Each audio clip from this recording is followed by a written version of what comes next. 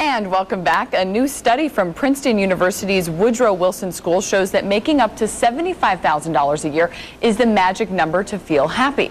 It also found if you made more than that, it didn't show any great degree of happiness. And joining us this morning to kind of break this down for us is Dr. Gonzales. Good morning. Thanks for coming in. Good morning, Katie. How are you? Very good. Thank you. And a lot of people thinking about their income this morning and how their happiness relates to that. The study saying $75,000 is the number to be happy.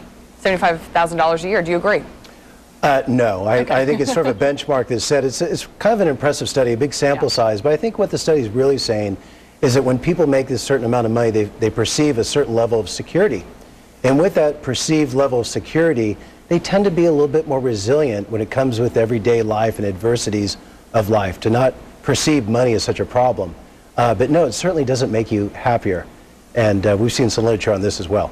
Yeah, and let's talk about the adversities, because that's where the study really breaks it down, is when the money really plays a role. The study found people with asthma or that have been divorced were more unhappy the less they made. At $75,000, that effect disappears. So those that make less, those problems that come up, it's much harder to deal with. Do you think that really plays a role with money, or is that other things? Is money really connected? Well, I think money is a part of it. And again, when Maslow talks about his hierarchy of needs, he talks about his primary needs and talks about safety needs, physiology. Having health insurance, getting health care, those things are important. And if we don't have those, we're going to feel a certain level of insecurity that everyday problems can kind of bring up a lot of stressors for us.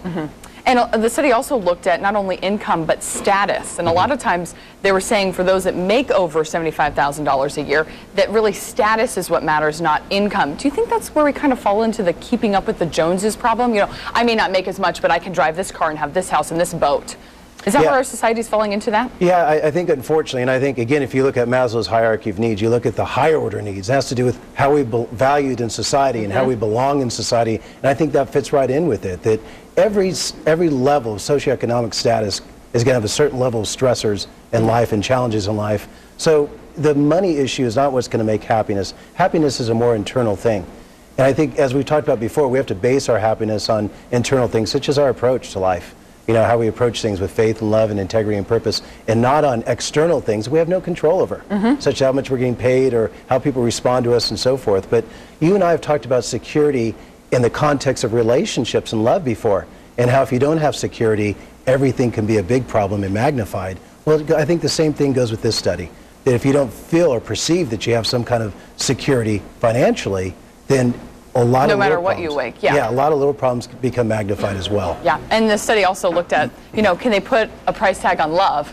You know, I want to, what, you know, income can you find love, and make sure to find, you know, forever happiness and love. So that's interesting. Great study. It's huge. We can't get to all of it. Thank you, Dr. Gonzales, for coming in with us this morning. You're welcome. Always a pleasure. Yes, we'll be right back after this.